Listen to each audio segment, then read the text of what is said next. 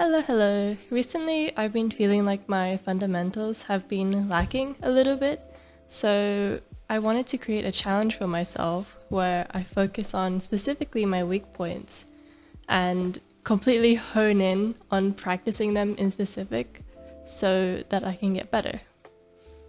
And basically, this challenge sort of sparked because I've been feeling like when I draw, I tend to draw without purpose, or I feel like my drawing isn't as deliberate as it should be. I mean, given the fact that I want to improve, it isn't as deliberate as I would like it to be.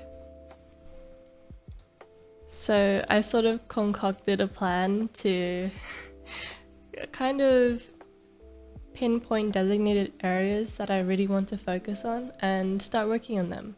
Deliberately practicing on them, that is.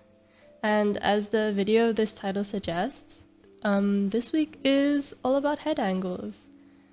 And admittedly, I haven't drawn as much of them as I would have liked so far, but I'm just going to be talking through my process and how I got to it, basically. I started off drawing in my sketchbook because I was of the mind that if I kept things more traditional and kept things a little more permanent, I guess, in my sketchbook, then it would help my progress a lot more. And I still think that. I still think, that if you keep things more down to the basics without being able to use my undo button or being unable to use my transform tool, that it might help my progress a little more. So yeah, I started drawing in pencil. I started sketching out a few simple heads first, and I took it from there. All the references that I found were on Pinterest, and unfortunately it was hard for me to source the original creators of these references, as most things are on Pinterest. But yeah, Pinterest is a decent resource if you want to find, references for heads, anatomy, even just illustrations, that kind of thing. Pinterest is really good for that. This isn't sponsored, by the way, but yeah, just keep in mind that if you're putting any work out there, especially on Pinterest, it might be hard to find credit for it. But I'm going off on a tangent. Anyway, so I did start sketching the heads first, as you can see, and afterwards I added a little colorful markers, little colors, because, well, I wanted it to look pretty. After some of those sketches, I moved on to sketching out the skull and different skulls as well, because obviously the head is a structure that is made out of the skin, muscles, and bone.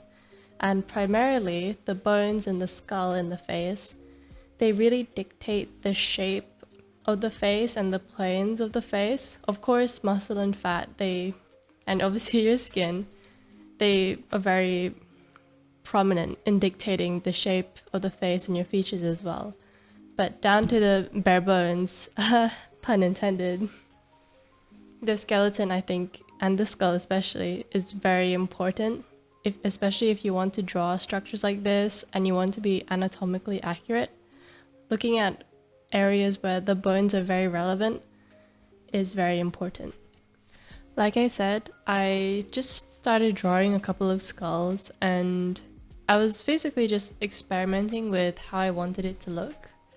So that ended up with me just basically messing around on the page, and it ended up with this composition which was not intentional whatsoever. But yeah, it all kind of came together with the different angles, and I carried on drawing and sketching and trying to really lean into the angles that I wasn't comfortable with, so that, I get more practice with them, so I know how to do them in the future. And as you can tell, I did these in ballpoint pen to keep up with the idea of more permanence, to make sure that I'm not really cheating that much, I guess. Because obviously with ballpoint pen, you can't rub out your lines like with pencil. So you really have to commit to all of your mistakes and all of the lines that you put down on the page. You just have to make them work somehow. And I think that's another good exercise to put on top of it, especially if you want to practice learning anything. That just trying to do it without having a means to go back, it really helps because you have to be really intentional with the lines that you're making.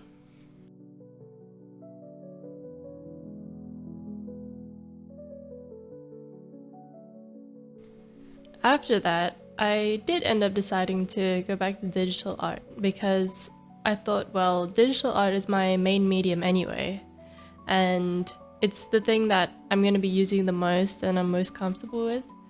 So I guess as long as I don't use the undo button too much, or if I don't use the transform tool too much, it should be okay.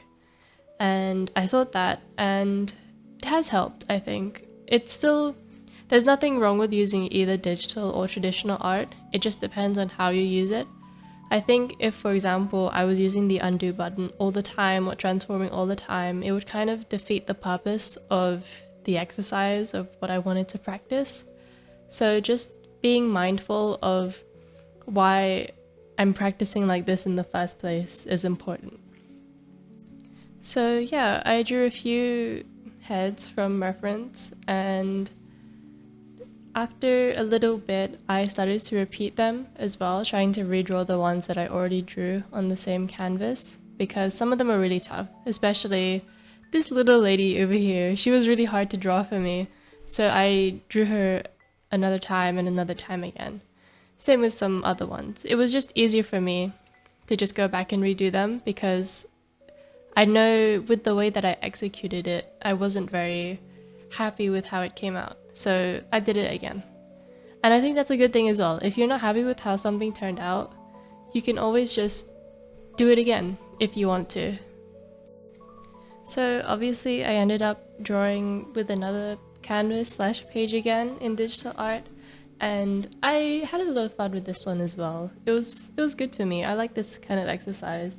But like I mentioned earlier, I kind of wish I did more because the sort of plan was so that I'd focus on head angles, for example, for 1 week, rather than just like a couple of or handful of days out of the week, you know? But I'll find a way around it to get back into something like that again. I've just been really busy, so that's why I haven't been able to pour as much into it as I've wanted to. But anyways, the footage that you're seeing now is a little speed paint of the thumbnail that I made for this video. And actually after that little speed paint, I made a tiny few tweaks and edits so that with a little soft light layer, so the colors come up pink and a little more cohesive, because I thought that looked nicer, and I still do. So yeah, that's why the colors might look slightly different from the actual speed paint than what the end product was. But I'll add a little photo or the actual thumbnail at the end of the speed paint. Anyways, I was talking about the sort of challenge for myself. It's a sort of like a challenge for myself to relearn the fundamentals within the year again. And I'm doing that by having a focus every single month and having a focus every single week of that month for the entire year. So for example, month 1 is anatomy, and week 1 of that month was head angles, and week 2 is a surprise. It'll come. But yeah, I wanted to craft something like that for myself so that I could sort of stick to a, I guess, routine that's dedicated to drawing what I want to draw with purpose and practicing how I want to practice a lot better, rather than sort of aimlessly drawing and aimlessly being like, oh, I need to practice drawing this, and then I practice it for like a session, and then the next day it kind of falls off, and I really don't want to do that. I really want to just lock in. I need to lock in. So yeah, hopefully every week I'll be posting a video similar to this one, just going over my process and sort of how I'm getting on with the little challenge that I set myself. And all of you are very free. Please, I encourage people to sort of do the same thing, because I think this kind of method could be really invaluable. Just having a sole focus week by week, drawing, but make sure you're drawing as much as you're comfortable with, you know. Just because you have a sole focus doesn't mean you should abandon your personal art, or you should feel pressured, or it should become something that doesn't make you happy. Because at the end of the day, you're drawing for you, and every drawing you make should fill you with at least some sense of pride, because you've come so far. And yeah, this is sort of my second or third time recording this script, because not really a script, second or third time rather, talking at you guys, because it just hasn't really worked out for me, and I've been trying really hard to find a way to get talking for a video to work, and this is my first video that's like this. So if you have any suggestions or anything you'd like to say for me to improve on, please do say something. I'm completely open to that. I'm really new to this whole thing, so, and I've been trying to troubleshoot things with my audio too. I hope it sounds okay. I hope everything's alright, and thank you for watching. Thank you so much. And otherwise, I'll see you in the next one. Bye bye.